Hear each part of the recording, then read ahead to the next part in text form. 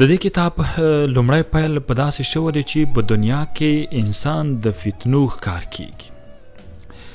لیکوال لیکي په دنیا کې انسان له ګڼو فتنو سره مخ کیږي. دا انسان او د هغه نفس او شیطان ترمنځ وخت نه وخت جګړه روانه وي. هر وخت یو انسان د یوې جګړې ښکار دی او هر وخت لپاره هر یو انسان په یوه جګړه کې ښکیل دی چې هغه جګړه د انسان په مقابل کې د خپل نفس او شیطان سره ده. ډېری وخت نفس او شیطان هڅه کوي چې په انسان باندې ګناه ترسره کړي، په انسان باندې جرمونه ترسره کړي، په انسان باندې غله فسادونه ترسره کړي، خو په مقابل کې بیا انسان باید د خپل وجدان په مرسته له هغې څخه ځان وساتي. دا یو ډول جګړه ده چې انسان یا د انسان وجدان به غواړي چې هغه نه کوي او شیطان او نفس غواړي چې باید وکړي. نو همدا علت دی چې هر وخت لپاره د انسان او په مقابل کې د نفس او شیطان سره د انسان جګړه روانه ده. دا انسان هر وخت په جګړه کې ده. شیطان او نفس دی چې د شهواتو او نفسي خواهشات اور د انسان په زړه کې تود او غرغنډه ساتي. د نفس او شیطان هیله غوښتنه دا ده چې هر وخت لپاره د انسان په زړه کې د نفسیاتو، خواهشاتو، غوښتنو او نورو برخو اور د انسان په زړه کې غرغنډه ساتي، یعنی بلې ساتي. او ځکه چې د عمدي خواهشاتو په انسان جرمونو ته لار هواروي، جرم ترسره کوي. د انسان او د هغې د خواهشاتو ترمنځ تل جګړه روانه وي. شیطان هڅه کوي چې مسلمان په دوکه کې واچوي او هغه په یوه طریقه تیر باسي او ښکار کړي. لکه مخکې ویل شول، د شیطان بار هڅه دا ده، هیله یې دا ده چې انسان ته دوکه ورکړي، انسان ته فریب ورکړي، انسان په ګناه کې واچوي، انسان په ستونزو کې واچوي او خپل هدف ته ځان ورسوي. خو په مقابل کې انسان باید شیطان ته دوکه ورکړي. د شیطان خبره باید ونه مانی، د شیطان امر باید ونه مانی، د خواهشاتو ښکار باید نشي او دغه دوکه کې باید فرې نه وځي. همدا علت چې دوی ترمنځ یوه جګړه وي. شیطان تل د انسان په زړه کې شهواتونه یا شهواتو ته ځای ورکوي او هغه ته یې ښکلي کوي. خو غوره هغه څوک دی چې خپل شهوت قابو وساتي او د شهواتو په دغه روانه جګړه کې پاتې رانشي. که څه هم دغه جګړه خلک روانه ساتي، خو ځینې خلک پکې پاتې راشي او ځینې نور بیا پکې بریالي کیږي. که څوک غواړي چې په دغه جګړه کې بریالی شي نو هغه ته وسله په کار راځي، یعنی هغه دغه وسله وکاروي نو انشاءالله بریالی به شي. په عموم کې د هرې جګړې لپاره وسله په کار ده. نو څه ډول چې د فزیکي جګړې لپاره وسله په کار ده، دا ډول د همدغې جګړې لپاره چې موږ او تاسې د نفس سره د شیطان سره جنګیږو نو باید چې یو وسله ولرو. وسله په کار ده. هغه وسله چې ده، هغه وسله دا ده چې د خپل عزت او ابرو خیال ساتل دي. هر وخت لپاره باید انسان د خپل عزت، د خپل ابرو باید خیال وساتي او د هغې حفاظت کول، د خپل مقام او مرتبه خیال ساتل، د زړه قوت، د زړه د نور حفاظت او ډیره دعا. دا هغه څه دي چې د شیطان او نفس په مقابل کې یو ډول سلاح ده. که څوک دغه وسله وکاروي نو هغه به له دغې شیانو څخه برخمن شي. د څېرې تازګي، هر وخت لپاره به څېره تازه وي. له شیطانانو څخه لرې والی، هر وخت لپاره به د شیطان څخه لرې وي. شیطان نه به په امن کې وي، شیطان به دته خواته هم نشي ورتللی. د اطاعت او بندګۍ خوند، بلا ډېر خلک اطاعتونه بندګي کوي خو خوند نه ورته محسوسېږي. علت دا دی چې هغه ډول چې لازم دي، هغه ډول چې په کار دي، دوی په همغه ډول اطاعت او بندګي نه ده کړې. د ملایکو قرب، د ملایکو او د الله تعالی قرب یعنی نږدېکت، دا انسان به الله تعالی ته نږدې شي، دا انسان به ملایکو ته نږدې شي، یو ښه انسان به جوړ شي. او په عقل او شعور کې زیاتوالی او د ایمان خوند. هر ګناهګار د وحشت ښکار کیږي. هر څوک چې ځان اصلاح نه کړي، د نفس او شیطان په وړاندې ونه جنګېږي، د هر یو انسان چې وحشت پالي، وحشت کوي، د هر یو انسان د خپل وحشت، د خپل ګناه ښکار کیږي. تاسې به ډېری خلک لیدلی وي چې ډېری وخت به یې ظلمونه کول، مشکلات به یې جوړول، ګناهونه به یې کول، خو یو وخت داسې ګیر شول چې بیا هیڅ خلاص نه شول. نو هر یو انسان ته الله تعالی چانس ورکړی، هم د ښو او هم د بدو. خو ښه هم بد الله لري ثمره لري، او بد هم بد الله لري ثمره لري. که څوک هر وخت لپاره بد کارونه کوي، وحشتونه کوي، ظلمونه کوي، دا دې هم د یوې نتیجې په انتظار شي، خو د ده نتیجه به بده وي. همدا ډول بدی هم د یو بل چا له لورې د ظلم او وحشت سره مخامخ کېږي. او که څوک یو ښه کارونه کوي، نیک کارونه کوي، دا دې هم د یوې تمې په انتظار شي، خو یوه ښه تمه، یوه روغه تمه. یو بزرګ وایي ما ته په بیت المقدس کې ځینې کږې وږې تیزې یا تبزې چې وي دا په لاس راغلی چې هغې باندې خطونه لیکل شوي وو. ما یو کس راوغوښت تر څو دا خطونه راته ووایي، ځکه زه نه پوهېدم. په هغې لیکل شوي وو هر ګناهګار د وحشت او تنهایۍ ښکار کیږي، هر ویریدونکی تښتي، او هغه خلک ذلیله وي کوم چې د الله تعالی جل جلاله څخه پرته له نورو سره مینه ساتي. خو هغه کسان باری او کامیابی موندي یا بیا موندي کوم چې د الله تعالی جل جلاله سره مینه او محبت ساتي. خبر هم دلته خلاصه شو. هغه خلک ناکام شول، ذلیله شول، بدبخته به وي، خراب به وي، ژوند به یې تباه وي، کوم چې وحشت کوي، ظلم کوي او ګناه کوي او د الله تعالی د امرونو څخه تښتي. او هغه خلک بریالي دي، سرلوړي دي، برلاسي دي کوم چې د الله تعالی جل جلاله عبادت کوي او د الله جل جلاله سره مینه او محبت ساتي. د یو مشهور طبیعي ملک بن دینار رحمه الله وینا. ملک بن دینار رحمه الله وایي څوک چې په دنیوي حوتونو غالب شو، یعنی له هغې څخه مغلوب نشو، نو هغه د شیطان له سیوري څخه هم ځان وساته. یا دا چې شیطان د هغې له سیوري څخه تښتي. ډیر انسانان له علم څخه د نخبرۍ له امله په ګمراهۍ کې پرېوتل. د آخرت لار او سفر ځکه ډیرو خلکو ته سخت شو چې د دې لارې د اسانتیا لپاره باید دوی د خپل نفس او شهواتو مخالف یا مخالفت کړی وای.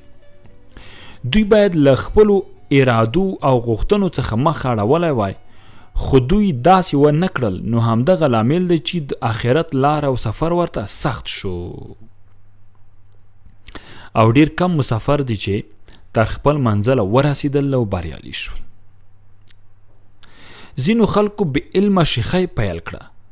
د دوی منزل او هدف نامعلوم و چې په پایله کې هغوی د تقوا او اخلاص پر ځای د شهواتو او خواهشاتو لار خپله کړه او د شهواتو په سورلۍ سپاره شول.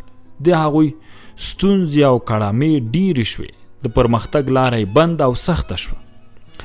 دوی د ناپوهۍ او بې علمۍ شیخۍ په ژورو کندو او پراخو اوږدو دښتو کې د لارې میندلو په تکل ستړي او ستومانه شول چې د همدغې ناپوهۍ او بې علمۍ له امله د خواهشاتو او شهواتو په ژورو او پراخو کندو او دښتو کې د ډیرې ستړیا وروسته ورک او تری تاب شول. داسې خلکو د نسیا په بدل کې د نقدو معامله خوښه کړه. د ستونزو او کړمو پر ځای د دې دنیا لنډ او تنګ راحت خوښ کړ. دوی وویل نننی راحت او خوند نقد دی، د آخرت خبرې نسیا وروستۍ دي، بیا ورسره ګورو. نننی راحت ته ترجیح ورکړه او له آخرت څخه مخ واړو. همدا علت شو چې هم دنیا او هم آخرت تباه او برباد شو. که دوی داسې کړی وای چې د آخرت خوندونه یې ازلي ګڼلی وای او د دنیا له خوندونو تیر شوي وای، دې سره به هم د دنیا له خوندونو برخمن وای او هم د آخرت. خو دوی ډیر ساده او بې عقل وو، ځکه ادا داسې وکړل چې دوی د آخرت خوندونه نسیا وګڼل، یا وایو چې هغې سره به وروسته ګورو، او دنیا خوندونه یې مخکې کړل. همدغه چې د دواړو څخه بې برخې شول. داسې بې علمه او شهوت پرستو خلکو د دنیا ظاهري خوند او مزو ته ترجیح ورکړه، خو د دې له باطني ګندګۍ څخه ناخبره پاتې شول. د بډۍ ښځې په څېره دنیا دوی ته د شیدو ورکول وویل او دوی یې شیدې وڅښلې. څه چې تا ته ښکاري هغه واخله، یعنی هغې خوند واخله. دا څوک وایي؟ دا دنیا وایي. او کوم څه چې تا د آخرت په اړه اورېدلی دي هغه پرېږده او له یاده یې وباسه. دا د شهوات یا د شیطان نفس شعار دی چې د هر یو انسان په مقابل کې وړاندې کوي او هر یو انسان ته دا وایي چې تا ته ښکاري یا هغه څه چې تا ته ښکاري هغه واخله، یعنی له هغې خوند واخله، او کوم څه چې تا د آخرت په اړه اورېدلی دي هغه پرېږده او له یاده یې وباسه. دا د شیطان او د شهوت یوه لویه لومه ده چې بدبختانه ځینې خلک په همدې کې ښکیل او ګیر دي. د دوی هڅه دا چې دوی فکر داسې ده چې د دنیا له کارونو خوند واخلي او د آخرت خبرې له یاده وباسي. نه، کله چې ته د آخرت خبرې په پام کې ونیسي، هغې ته ترجیح ورکړې، هم به د دنیا له خوندونو ګټه واخلي او هم به د آخرت جوړ او روغ وي. هم به په دنیا خوشحاله وي او هم به په آخرت. د ښځو فتنه لویه فتنه ده.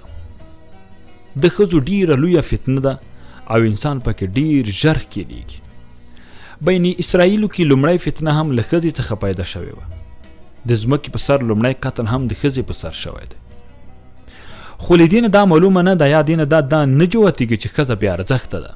د دې نه دا معلومیږي چې ښځه یو ارزښتمن شی دی، یو ارزښتمن انسان دی.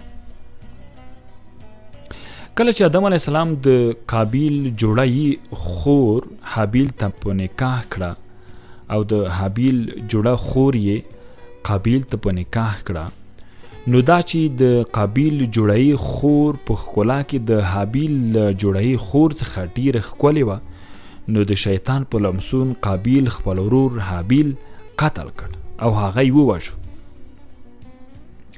د ښځو د فتنې په اړه الله تعالی جل جلاله هم وایي چې د خلکو لپاره نفسي غوښتنې ښځې اولادونه د سرو سپینو زیرمې، کاره اسونه، څاروي او کروندې د ډېرې مینې وړ ګرځېدل شوي دي. خو دا هر څه د څو ورځو دنیوي ژوندانه وسایل دي. په حقیقت کې چې کوم ډیر ښه استوګنځی دی هغه له الله جل جلاله سره ده.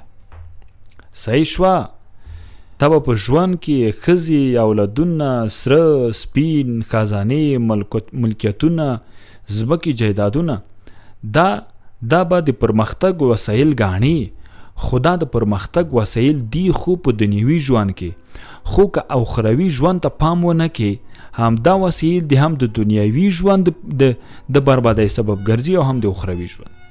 ته به هله کامیابېږي، هله به د دې وسایلو نه د دنیا او آخرت د کامیابۍ لپاره ګټه اخلي چې دا ټول په یوه اسلامي طریقه، په یوه شرعي طریقه باندې مصرف کړي او په یوه اسلامي او شرعي طریقه ژوند ورسره مخکې یوسي، نه د شهواتو، نه د شیطان، نه د نفس د خواهشاتو مطابق. که داسې دې وکړل، سره دې ټولو به تباه و برباد شي، سره دې ټولو به ناکام وي، سره دې ټولو به په تباهۍ کې ژوند تېروي.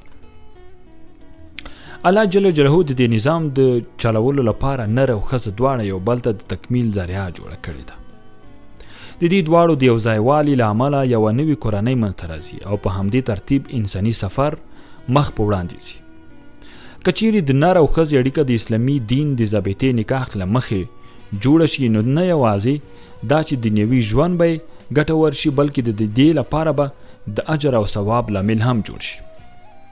که چیرې دا سلسله عباس او بې ځایه وګڼل شي او له پامه وغورځول شي، نو نه یوازې دا چې له دنیوي تباهۍ سره به مخ شي، بلکې په آخرت کې هم لوی او درناک عذاب لپاره ساتل شوی دی. د ښځو د فتنې په اړه رسول الله صلی الله علیه وسلم هم فرمایلی دی، ژباړه: ما له ځانه وروسته د سړیو لپاره له ښځو څخه پرته بله زیان اړوونکې فتنه نه ده پرېښودې. په یو بل ځای کې رسول الله صلی الله علیه وسلم هم فرمایلی دی: یقینا دا دنیا خوږه ده، تازه او شادابه ده، او یقینا الله جل جلاله تاسو ته په دې دنیا کې اقتدار در بخي، بیا هغه ګوري چې تاسو څه ډول عمل کوئ. نو د دنیا څخه ډډه وکړئ او په خاصه توګه د ښځو له ازمایښتونو څخه، ځکه چې په بني اسرائیلو کې تر ټولو لومړی فتنه د ښځې په بڼه پیدا شوې ده. دلته باید سړی په دې بدګماني کې را نشي چې ګوندې ښځه په خپل ذات کې یو بد شی دی بلکې د پورتنی حدیث مبارک معنا دا ده چې که ښځې په ذریعه په یوه ټولنه کې د فساد د پیدا کولو اراده وشي نو دا ډېر اسانه کار دی. ژر تر ژره خلک په فتنه کې ښکیلولی شي. د دې خبرې د ثبوت او حقیقت ژوندي مثال نننی اثر دی چې په عربي نړۍ کې د ښځو په وسیله څومره فساد او فتنه خپره شوې ده. بلکې نن سبا خو بدبختانه د دې حملې زور تر اسلامي ملکونو هم را رسېدلی دی او په اسلامي ملکونو کې هم د ښځو له فتنو خپرولو څخه ډیر خلک د هلاکت کندې ته برابر دي. خو که چیرې ښځه نیکه او با اخلاقه وي نو بیا ورته تر ټولو قیمتي دولت هم ویل شوی دی، لکه په دې حدیث کې چې راغلی دی. ژباړه ټوله دنیا د خیر سامان دی او تر ټولو ښه ماته ښه نعمت نیکه ښځه ده. مطلب دا شو که دنیا حلال او پاکه وي نو خیر او خیرات دی، او که ښځه هم نیکه او صالحه وي بیا هم خیر او خیرات دی. الله جل جلاله مکړه که دنیا حرام او بلارې کوونکې وي او ښځه هم بدعمله او فاجره وي نو تعبیر دی اول خلاف دی، بیا انسان تبایل ورته کش کوي. یحیی بن معاذ رحمه الله وایي چا چې د خپل بدن غړي په خواهشاتو او شهواتو راضي کړل نو هغه په خپل زړه کې د پښیمانۍ ونه وکرله. یو بل بزرګ وایي هر چا چې داسې فکر ونه کړ چې شهوت یو جال دی او د دې خوا یوازې لوبه کوي نو خامخا به یوه ورځ په دغه جال کې ونخلي. د یو بزرګ وینا ده چې دا چې شهوت دومره بد او ناوړه شی دی نو ولې الله جلاله دننه په انسان کې پیدا کړ؟ ځواب: الله جلاله په انسان کې دننه د شهواتو ته ځکه ځای ورکړ تر څو وګوري چې څوک د شهواتو او خواهشاتو او څوک د الله جل جلاله د اوامرو مننه او تابعداري کوي، تر څو مبارز او نه مبارز اشخاص سره توپیر شي، معلوم شي. نو ځکه د انسان په دننه په وجود کې دا خبرې پیدا کړي چې مبارز او نه مبارز کسان سره معلوم شي. هغه څوک چې د شیطان په وړاندې جنګیږي هغه هم معلوم شي او هغه څوک چې د شیطان په وړاندې نه جنګیږي هغه هم معلوم شي. نو دوستانو راځئ چې د خپل نفس او شیطان په وړاندې یو قوي ترین مبارز جهاد وکړو او هغې سره مقابله وکړو او د الله تعالی امرونه په خپل ځان باندې ومنو تر څو د الله تعالی قرب موږ ته حاصل شي. په همدې هیله پروګرام دلته پای ته رسوو. ستاسو ټولو ډېره زیاته مننه. کورونه مو آباد، خوشحاله او آباد واوسئ.